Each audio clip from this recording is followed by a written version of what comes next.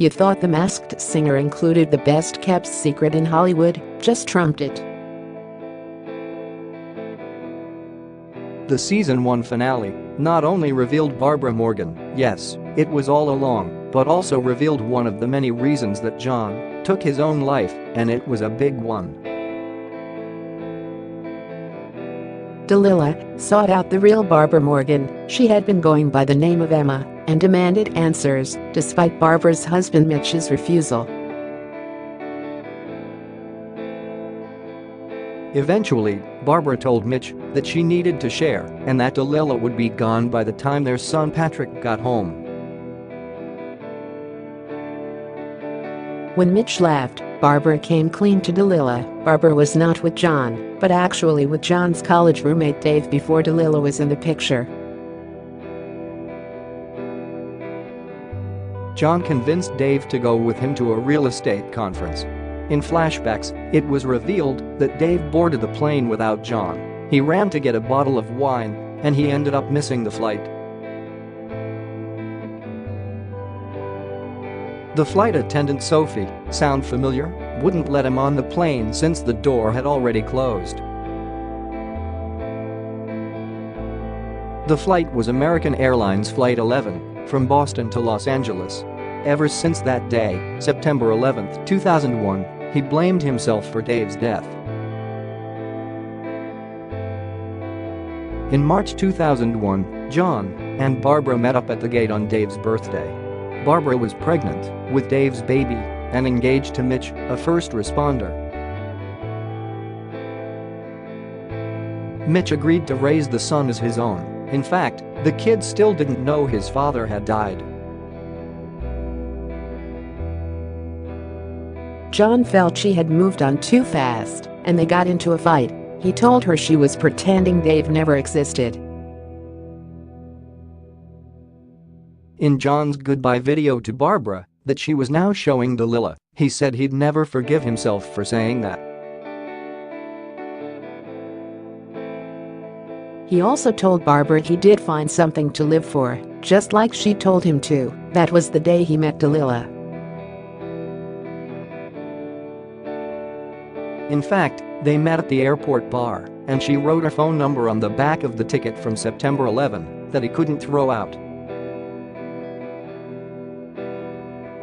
He had kept the secret from Delilah, his family and his friends for his whole life, and in turn, tried to save everyone around him. That wasn't the only big reveal of the episode, though.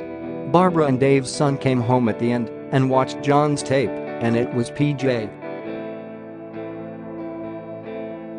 The episode also included news that Maggie was in remission. Yay! Eddie decided to try again at his marriage with Katherine, but at the end, told her had to be honest, seemingly about to tell her about the baby. Plus, Rome realized he wanted to have children. However, his wife still did not. At the end of the episode, when Delilah went into labor, Regina made it clear, "I want to give you everything you want, I do. But I don't want this." After the episode, creator answered all our burning questions. We had a lot. So in the beginning, all of us in the room knew we needed a way to evoke Jon in the pilot. We had Rome play the video from the elevator, which worked, but another idea was what if all the guys had missed their flight, Flight 11. My producing partner at the time brought up that would have been part of their story and kind of overshadowed the whole thing. So, I sat on it. When the writers came together on the first day, I told them everything I knew. One question was, what broke Jon? I explained that with depression and suicide, there's not one thing that breaks you, but here is the event that I think changed him. They loved it. We dove into survivor's guilt and how Jon had tried to save anything and everything. It was consistent to making sure Rome was there for the dance. It's why Eddie stopped drinking. It's why he got Gary through chemo. We had written the first episode, the last episode, and then started building toward the middle. DN, I wanted it to be authentic and to be sensitive to the people watching who may have dealt with this in their life. So there's a lot of stuff to prepare for that. We went to Logan and took pictures of Gay 32. We made sure it looked as close to as possible. We made a real conscious choice in the episode to not show footage of the plane hitting the towers on the TV monitors. We don't see that, just the squirrel on the bottom. You don't hear it. It's very subtle.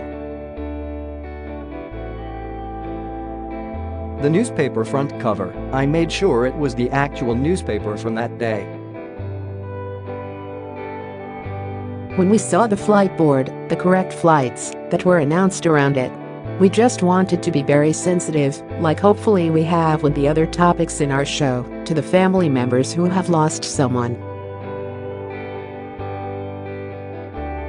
Obviously, it's a difficult episode to watch because it's the day our country lost its innocence.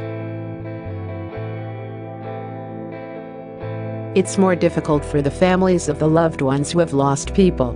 We also really needed to make sure people don't think that the reason Jon killed himself is because of that flight. That's not right. What's different is about depression is suicide is that it's not one reason, it's bunch of stones, like Maggie said. That's why we had her explain that. Even though creatively and TV-wise, we're giving you an answer to the Jon question, that wasn't the only answer. DN, all season long, I've told the cast, you're only gonna know what your characters would know the week of shooting. For this episode, I knew I wanted them all to experience it at the table red. So, the people who built the airport and got the props, they needed a lead time, so I released a script to our crew with a cover letter, and the cover letter said, I want every single person to experience this script in due time. Please don't share.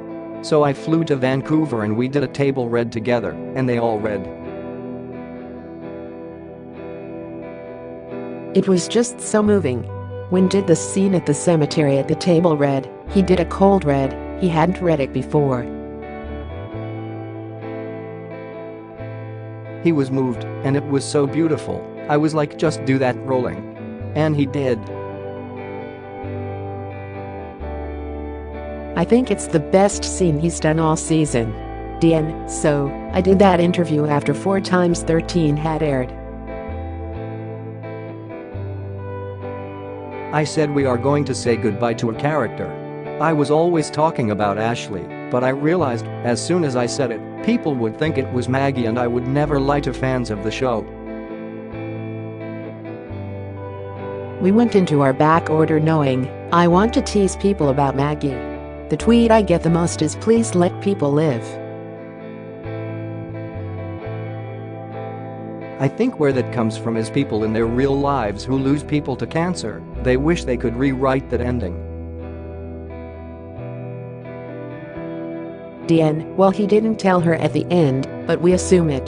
That's a fair assumption. We did actually shoot the second half of that scene. I realized, we're here, they're ready, let's do it.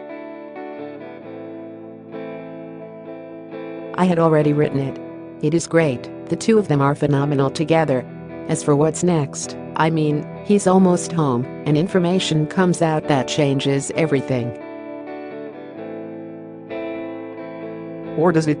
Does it change anything? Has he done a new violation? That happened months ago, and all he's doing now is being honest in a way that he should have been months ago.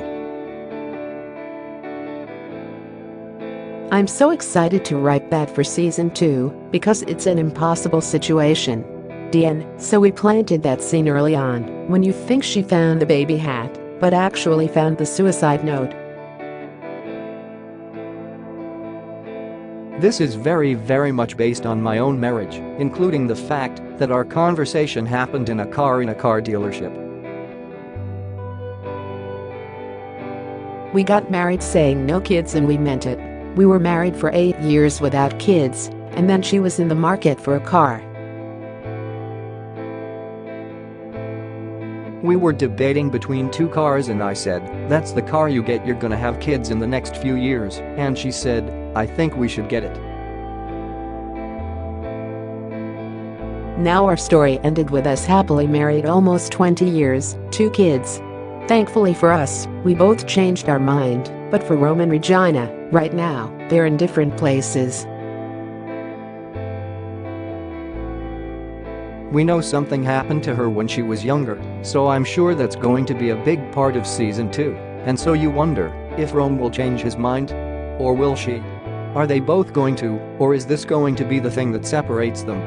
I do believe that this story we're setting up for season 2 is going to be moving the way the Maggie and Gary story was in season 1. In season 1 for Rome and Regina, depression was the thing they were dealing with. It was Rome's issue. It wasn't necessarily the thing between them, but right now, they have an issue that's absolutely between them. For the latest TV news and interviews, subscribe to our new podcast. Watch with us below.